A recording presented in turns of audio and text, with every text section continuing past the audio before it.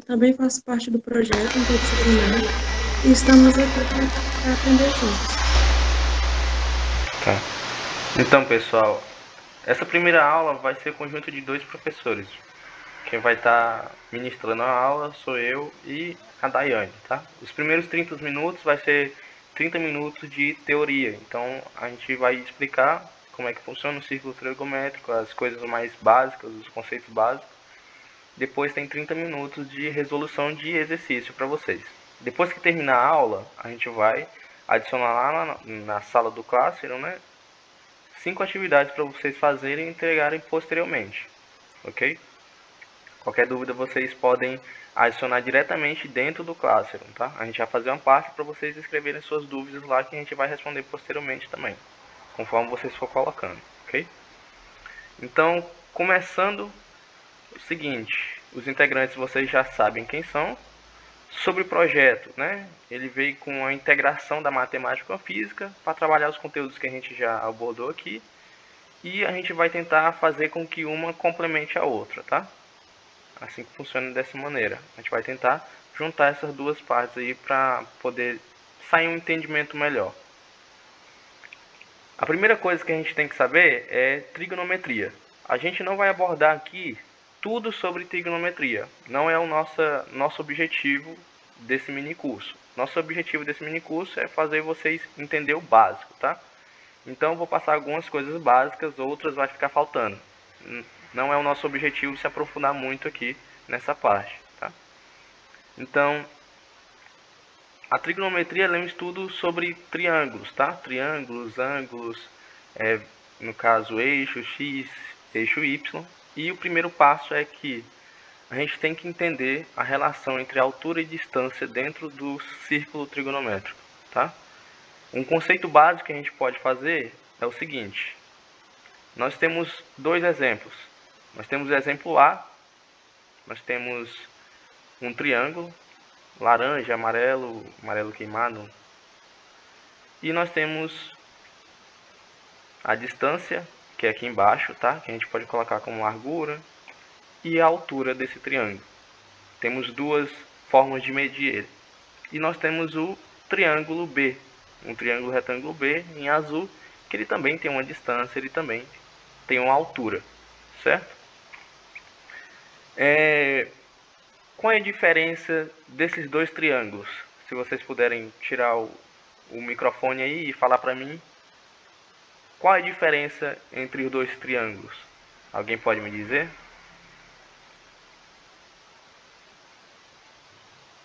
O triângulo B é mais largo em relação ao A? Também. Mais alguém?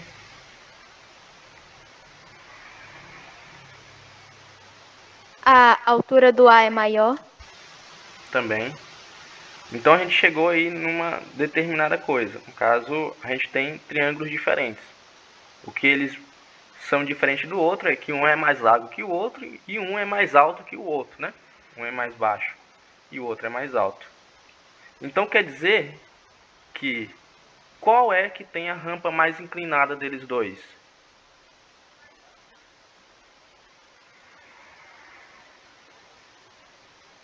Alguém pode me responder? O B? A rampa mais inclinada seria o B?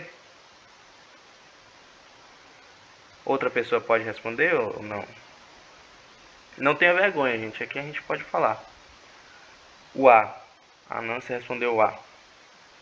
Ok. Tá. Quem tem a rampa mais inclinada seria o A. Isso porque qual que tem um motivo? Quanto mais alto é alguma coisa relacionada à distância, ele vai ter a rampa mais inclinada. Você precisa de mais força e precisa de mais tempo para poder subir até o ponto final. Suponha que você está aqui no começo e você quer subir até lá em cima. Você vai ter que colocar muito mais força e levar muito mais tempo para chegar lá em cima, relacionado ao B, que você pode ir bem mais fácil do que o A.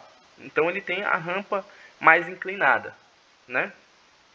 E aí vem a nossa próxima pergunta. O que isso tem a ver com o círculo trigonométrico, né? Tem muito a ver com o círculo trigonométrico essa relação entre distância e altura de um triângulo, né?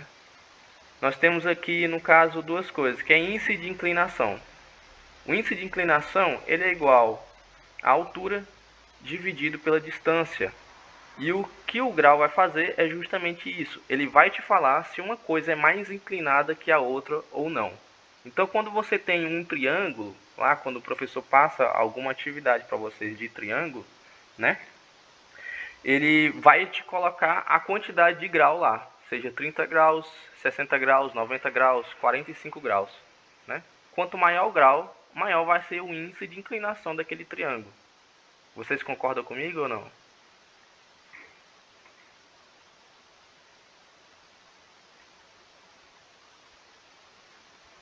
Concordo. Mais alguma dúvida? Quem tem dúvida? Alguém quer perguntar alguma coisa? Até agora tá de boa. Tá de boa, beleza. Então, o índice de inclinação é igual a ângulos, né? Ele quer dizer que uma coisa vai ser inclinada, outra menos inclinada em relação à outra. Então, você já sabe, quando olhar lá o ângulo em uma questão, vocês sabem. Ele vai indicar o grau de inclinação.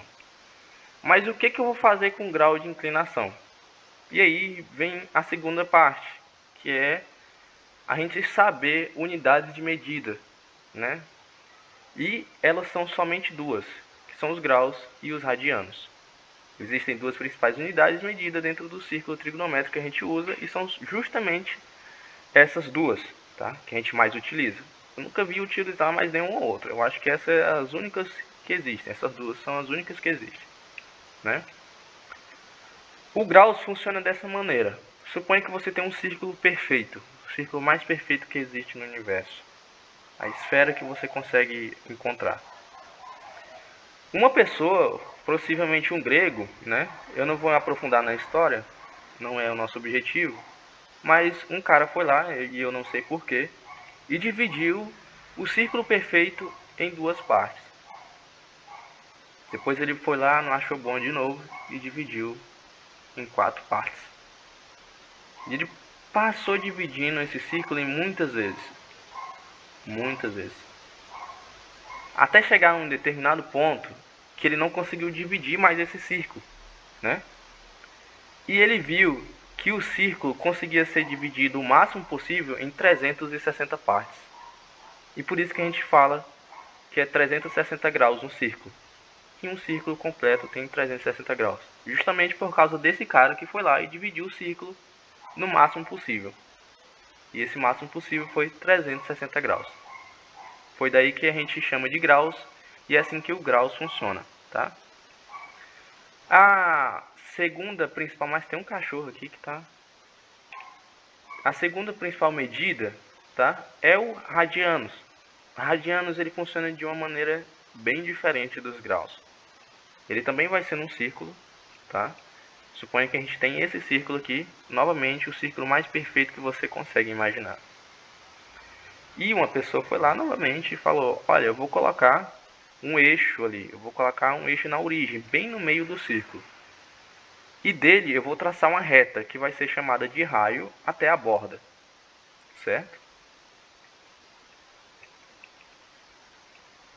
Vamos supor que esse raio tem 3 unidades, 3 metros, 3 centímetros, 3 quilômetros. Vamos supor que ele tenha 3 unidades, né? Se você pegar esse rastro, esse raio de 3 centímetros e for colocar na borda do círculo, por exemplo, tá?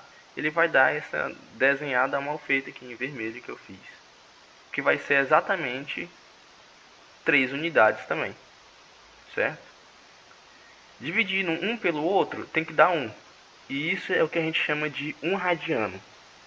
O radiano quer dizer que a medida do raio vai ser igual a uma parte da circunferência do círculo, dividido por ela mesma. Tá? Para vocês entenderem melhor, foi daqui dos radianos que surgiu o π. Vocês sabem que é o π, né? Alguém responde para mim, por gentileza, não? Para mim não deixar eu sozinho aqui falando.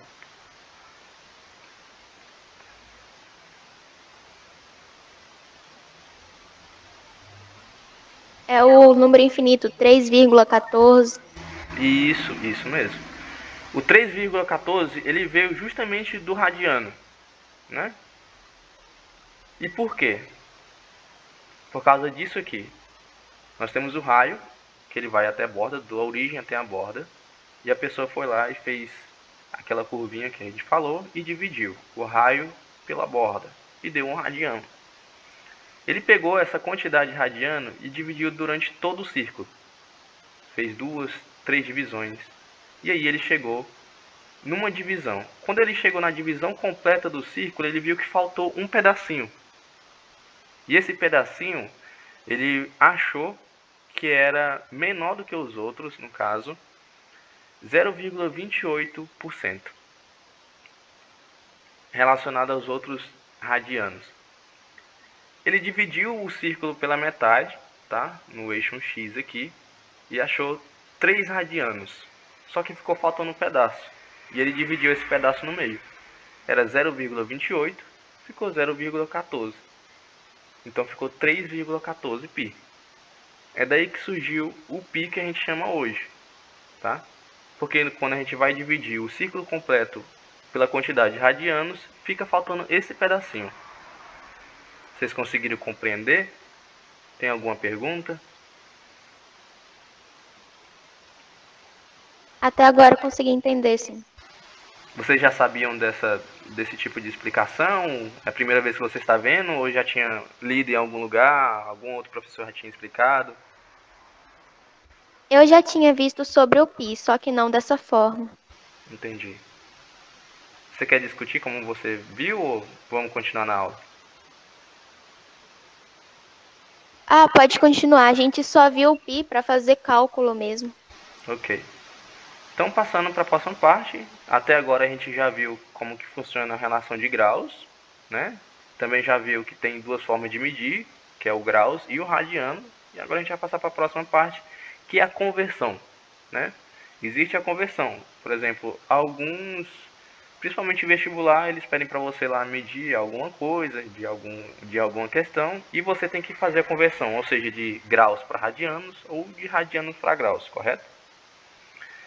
Vocês conseguem fazer isso? Tem alguma ideia de como faz ou não?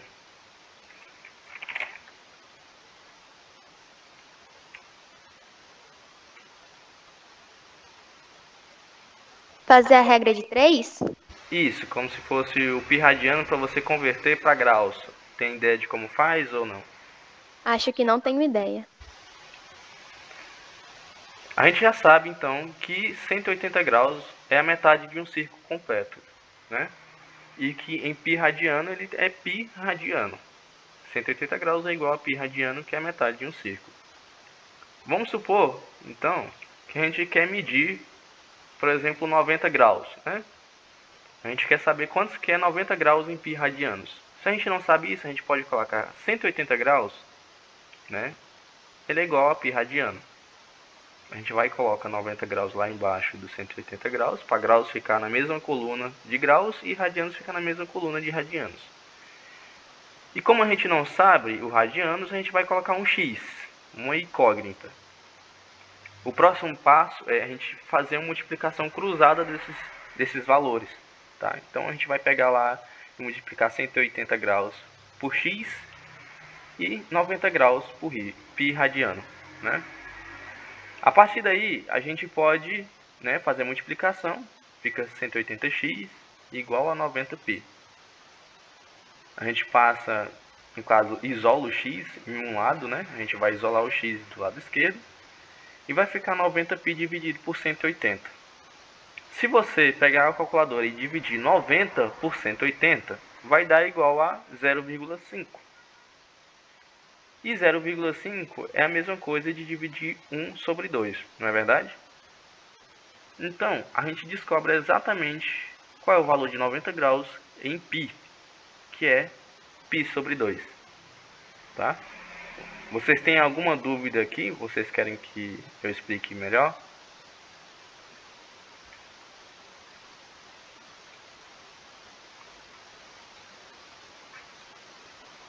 Tem como explicar dando mais um exemplo só para anexar bem, por favor? Tudo bem. Esse exemplo aqui, eu só tenho um exemplo nesse slide, ok? Mas nos próximos 30 minutos, depois desse, a gente vai resolver só exemplos sobre esse tipo de conteúdo. Pode ser? Ah, ok. Próximo é sobre o círculo trigonométrico de fato, que é o que a gente quer falar aqui. No caso, a gente está rodeando, falando dos conceitos básicos e ainda não falou sobre ele. O círculo trigonométrico, a gente já sabe que é medido em graus e em radianos. E que ele é um círculo, claro. Mas tem umas principais informações que a gente precisa ver dele, tá? A primeira informação é que existem divisões no círculo chamado de quadrantes. Nós temos no total de 4 quadrantes principais, tá? O Cauã quer entrar aqui. Pronto. Nós temos o primeiro quadrante aqui do lado direito. Temos o segundo quadrante, o terceiro quadrante e o quarto quadrante, ok? Nós temos somente esses 4 quadrantes dentro, no caso, do nosso círculo. A segunda coisa que a gente tem que verificar é o círculo trigonométrico, ele tem um raio igual a 1. Ele não vai mudar o raio dele, ele sempre vai ser igual a 1, tá? Então, daqui para cá ele vai ter 1, daqui para cá ele vai ter 1. Tem uns uns negativos aqui que é para dizer relacionado ao seno e ao cosseno. Isso a gente vai aprender na próxima aula.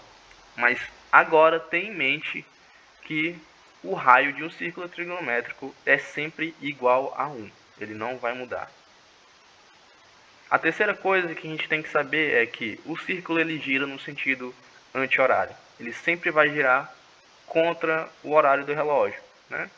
Ele sempre vai do 0 para o 90 graus, depois para o 180, 270 e vai fazer uma volta completa até chegar no 360 graus.